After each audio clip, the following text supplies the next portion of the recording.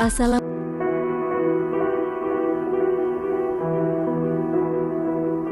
Bismillahirrahmanirrahim. Assalamualaikum warahmatullahi wabarakatuh. Sahabat berbagi kisah rahimakumullah. Inilah Nabiullah yang katanya masih hidup sampai sekarang.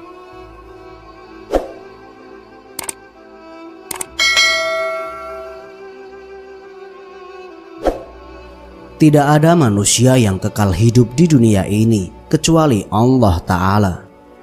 Bahkan kematian dan segala sesuatu terkait menghidupkan dan mematikan, itu juga hanya dilakukan oleh Allah Subhanahu wa Ta'ala. Namun Allah Ta'ala telah mengutus sejumlah nabi untuk menjalankan perintahnya terkait segala urusan umatnya di dunia ini. Manusia dan nabi sama-sama makhluk Tuhan yang tidak abadi. Allah Subhanahu wa Ta'ala bisa saja mengakhiri kematian nabinya ketika waktu tugas nabi tersebut telah usai. Jika kini sudah banyak manusia yang pulang ke rahmatullah, tetapi ada nabi yang sampai saat ini masih hidup. Para nabi yang masih hidup sampai sekarang ini diantaranya Nabi Idris alaihissalam, Nabi Ilyas alaihissalam, Nabi Khidir alaihissalam, dan Nabi Isa alaihissalam. Keempat nabi tersebut punya kisah hidup yang sangat panjang. Nabi Idris alaihissalam. Nabi Idris alaihissalam adalah keturunan keenam dari Nabi Adam alaihissalam, putra dari Yarid bin Mikhail bin Kinan bin Anusi bin Syit bin Adam alaihissalam, yang menjadi keturunan pertama yang diutus menjadi nabi setelah Adam bin Syit. Menurut kitab tafsir, beliau hidup 1000 tahun setelah Nabi Adam wafat. Pada zaman Nabi Idris, manusia berbicara dengan 72 bahasa dan telah mampu mendesain kota-kota mewah. Kota yang telah dibangun pada waktu itu sebanyak 188 kota. Saat itu bumi dibagi menjadi 4 bagian dan setiap bagian tersebut memiliki raja sendiri. Nama-nama raja tersebut adalah Elaus, Zeus, Asclepius, dan Zeus Anom. Nabi Idris alaihissalam mewarisi ilmu Nabi Syit bin Adam. Setelah beranjak dewasa, Allah mengangkatnya sebagai nabi. Beliau pun melarang orang-orang berbuat kerusakan yang menentang syariat Nabi Adam dan Nabi Syit alaihissalam. Tetapi hanya sedikit yang menaatinya. Pada suatu malam, atas seizin Allah Ta'ala, malaikat maut datang menemuinya sambil membawa makanan dari surga. Nabi Idris alaihissalam menikmati makanan itu. Kemudian Nabi Idris alaihissalam berkata kepada malaikat maut, "Wahai Tuan, marilah kita nikmati makanan ini bersama-sama." Tetapi malaikat itu menolaknya. Pada suatu pagi, Nabi Idris meminta kepada malaikat tersebut untuk menemaninya berjalan-jalan melihat keindahan alam. Di tengah perjalanannya mengajukan sebuah permintaan. "Wahai malaikat maut, kabulkanlah satu permintaanku kepadamu, yaitu agar Tuan mencabut nyawaku." Kemudian Tuan memohon kepada Allah agar Allah menghidupkan saya kembali, supaya aku dapat menyembah Allah setelah aku merasakan dahsyatnya sakaratul maut itu. Allah Ta'ala mengangkatnya ke langit dan melepaskan ruhnya. Kemudian Ibnu Abbas bertanya kepada Ka'ab mengenai firman Allah, "Kami mengangkatnya ke 4 martabat yang tinggi." Quran Surat Maryam ayat 57. Allah Ta'ala memuji Idris dengan menaikkan ke langit. Sebab biasanya yang diangkat ke langit hanya mereka yang memiliki dan kedudukan yang tinggi. Karena itu Allah Ta'ala berfirman mengenai para malaikat. Malaikat-malaikat yang di sisinya, mereka tiada mempunyai rasa angkuh untuk menyembahnya. Quran Surat Al-Anbiya ayat 19. Karena ketakutannya dalam beribadah dan menuntut ilmu, Nabi Idris dikaruniai Allah Ta'ala pengetahuan yang luas dan dalam. Beliau inilah manusia pertama yang menulis dan menggunakan pena, dan menjadi satu-satunya nabi yang tinggal di surga tanpa mengalami kematian. Di dalam Al-Quran, nama Idris alaihissalam disebutkan 2 kali, yaitu, "Dan diceritakanlah, hai Muhammad, kepada mereka kisah Idris yang tersebut di dalam Al-Quran. Sesungguhnya ia adalah seorang yang sangat membenarkan dan seorang nabi, dan kami telah mengangkatnya ke martabat yang tinggi." Quran Surat Maryam ayat 56-57. Dan ingatlah kisah Ismail, Idris, dan Zulkifli. Semua mereka termasuk orang-orang yang sabar. Kami telah memasukkan mereka ke dalam rahmat kami. Sesungguhnya mereka termasuk orang-orang yang saleh. Quran Surat Al-Anbiya ayat 85-86. Nabi Ilyas alaihissalam, nabi yang masih hidup sampai saat ini juga diantaranya Nabi Ilyas alaihissalam. Dalam kisahnya, Nabi Ilyas alaihissalam yang sedang beristirahat didatangi Israel untuk menjemput roh Nabi Ilyas alaihissalam. Namun pada saat itu Nabi Ilyas bersedih karena ia berpikir jika dirinya mati, maka dia tak akan dapat berzikir dan bertasbih kepada Allah Ta'ala lagi. Keluh kesah ini didengar oleh Allah Ta'ala sebagai doa, sehingga dikabulkanlah permohonan Nabi Ilyas untuk terus hidup dan berzikir kepadanya hingga tiba hari akhir nanti. Allah Ta'ala berfirman, "Biarlah dia, Ilyas, terus hidup di taman untuk berbisik dan mengadu serta berzikir kepadaku sampai hari akhir nanti." Maksud dari taman itu artinya sebuah lam yang dihuni oleh manusia-manusia gaib yang disebut sebagai alam Rijalul Ghaib. Alam ini paralel dengan alam kita dengan hitungan waktu yang sama. Hanya saja para penghuninya tidak lekang dimakan waktu. Nabi Khidir alaihissalam. Nabi Khidir alaihissalam ini juga termasuk nabi yang masih hidup sampai saat ini.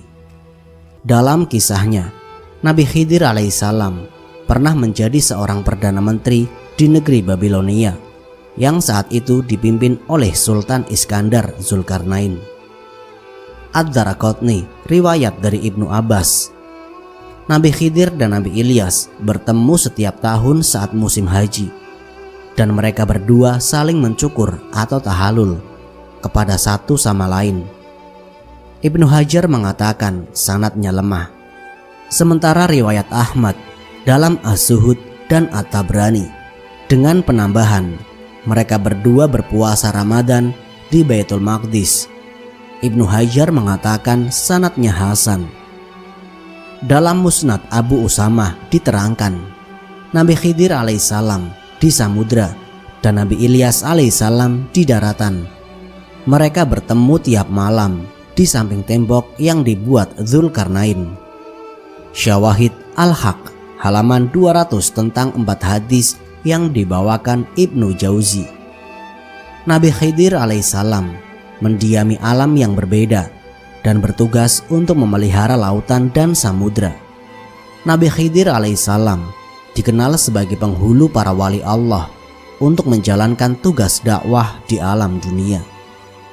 Bukti bahwa Nabi Khidir masih hidup adalah: pertama, Sayyidina Ali yang melihat Nabi Khidir alaihissalam berada di Ka'bah. Kedua, Al-Mursi, murid Syekh Abdul Hasan Asy-Syadzili, mengatakan Nabi Khidir masih hidup dan aku benar-benar telah bersalaman dengan tanganku ini. Pernah suatu hari Nabi Khidir alaihissalam mendatangiku dan beliau mengenalkan diri dan aku minta supaya diberitahu tentang arwah-arwah orang muslim, apakah disiksa atau diberi rahmat. Andai datang kepadaku 1000 ahli fikih dan mendebatku bahwa Nabi Khidir telah wafat, maka aku tidak akan mengikuti pendapat mereka. Ketiga, Abul Hasan Asy-Syadzili yang bertemu Nabi Khidir alaihissalam di padang Aidzab. 4. Umar bin Sinan mengatakan, kami berpapasan dengan Ibrahim al-Khawas. Aku berkata kepadanya, ceritakanlah kepada kami hal yang paling menakjubkan yang engkau lihat dalam perjalananmu. Ibrahim pun menjawab, aku bertemu dengan Nabi Khidir alaihissalam dan minta untuk menemaniku dalam perjalanan. Lalu aku khawatir malah merusak sifat tawakalku kepada Allah dengan merasa nyaman bersama dia. Maka kemudian aku berpisah dengannya. Kelima, Bishr al-Hafi menceritakan, aku mendengar Bilal al-Khawas berkata, suatu waktu aku berada di padang Tih Bani Israel. Tiba-tiba seorang laki-laki menemaniku berjalan dan aku keheranan. Kemudian aku diberi ilham oleh Allah Ta'ala bahwa laki-laki tersebut adalah Nabi Khidir alaihissalam. Kemudian aku bertanya kepada laki-laki tersebut, demi kebenaran Allah yang hak, siapakah saudara?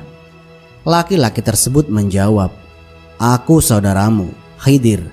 Lalu aku katakan, aku bermaksud bertanya kepadamu. Bertanyalah, jawab Khidir alaihissalam. Lalu Bilal bertanya, bagaimana pendapat engkau tentang Asy-Syafi'i radhiyallahu anhu? Khidir pun menjawab, dia laki-laki yang syidik. Sampai detik ini, Nabi Khidir dinyatakan masih hidup di alam ini, seperti Nabi Ilyas, Nabi Isa alaihissalam, dan Nabi yang masih hidup sampai detik ini, yakni Nabi Isa alaihissalam. Nabi Isa alaihissalam adalah anak dari Maryam. Beliau tidak memiliki ayah. Maryam adalah anak Imron dan Hana. Oleh ibunya, Maryam diserahkan ke Baitul Maqdis, dan Maryam adalah wanita yang saleh. Pada suatu ketika, datanglah malaikat Jibril kepada Maryam dan memberitahukan bahwa Maryam akan memperoleh seorang anak yang soleh. Tentu saja Maryam sangat terkejut karena ia belum bersuami. Namun memang demikianlah kehendak Allah Ta'ala. Lalu malaikat Jibril meniupkan ruh suci ke dalam kandungannya, maka hamilah Maryam. Sangat berat penderitaan Maryam. Dalam keadaan mengandung, ia selalu diperolok-olok dan dihinakan kaumnya. Apalagi setelah bayinya lahir, orang-orang bertanya kepada Maryam, hai Maryam, mengapa kamu sampai memiliki anak? Padahal kamu ini seorang wanita baik-baik yang belum bersuami. Orang tuamu pun orang-orang yang baik pula. Mengapa sekarang engkau berbuat mesum? Mendengar hal ini, Maryam tidak menjawab, kecuali hanya memberi isyarat dengan menunjukkan bayinya. Sudah tentu mereka terheran-heran dan berkatalah mereka, bagaimana mungkin kami bisa bicara dengan anak yang masih bayi? Maka dengan kekuasaan Allah Ta'ala, Nabi Isa alaihissalam yang waktu itu masih bayi dapat berbicara. Allah Ta'ala menerangkan firman-Nya yang artinya, sesungguhnya aku ini hamba Allah. Dia memberiku Alkitab atau Injil, dan dia menjadikanku seorang nabi, dan dia menjadikan aku seorang yang diberkati di mana saja aku berada, dan dia memerintahkan kepadaku untuk mendirikan sholat dan menunaikan zakat selama aku masih hidup, dan berbakti kepada ibuku, dan dia tidak menjadikan aku seorang yang sombong lagi celaka, dan kesejahteraan semoga dilimpahkan kepadaku pada hari aku dilahirkan, pada hari aku meninggal, dan pada hari aku dibangkitkan hidup kembali. Itulah Isa putra Maryam. Allah telah memfirmankan perkataan yang benar, yang mereka berbantah-bantahan tentang kebenarannya.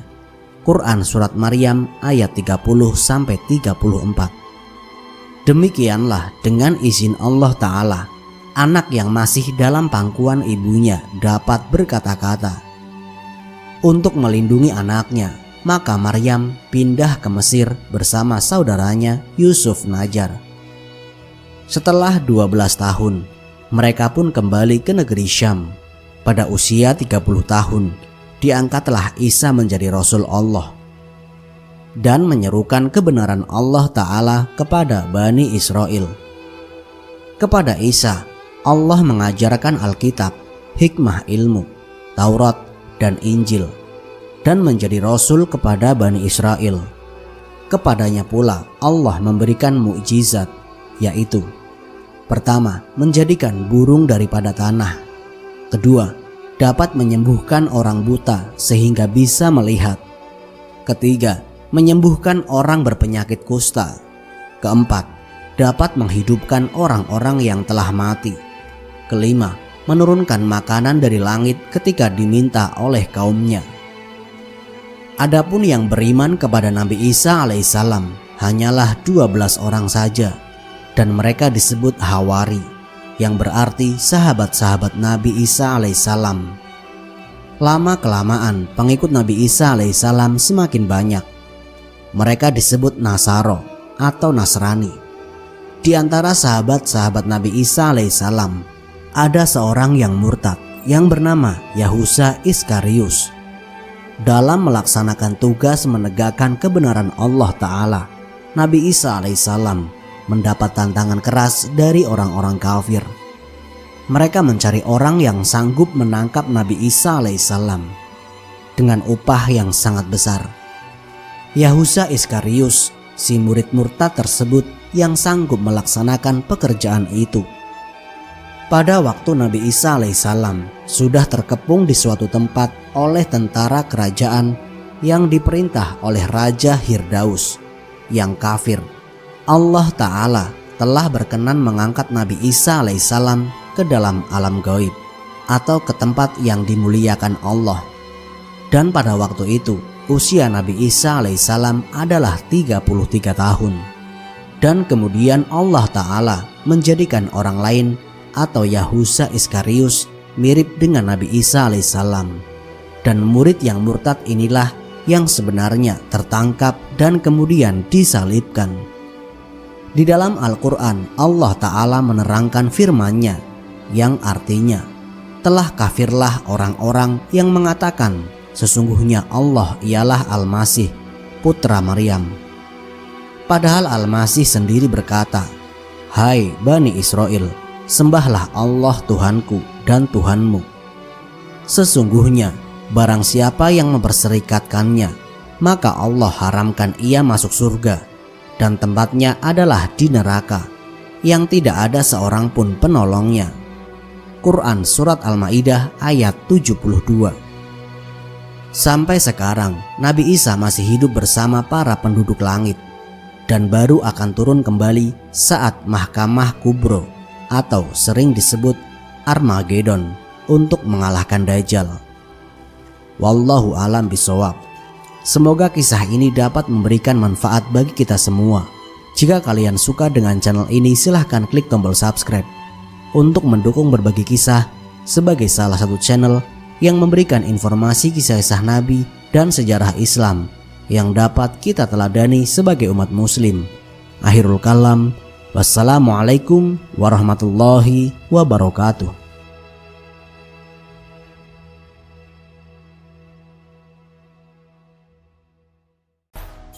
Jangan lupa subscribe, share, komen, dan like ya.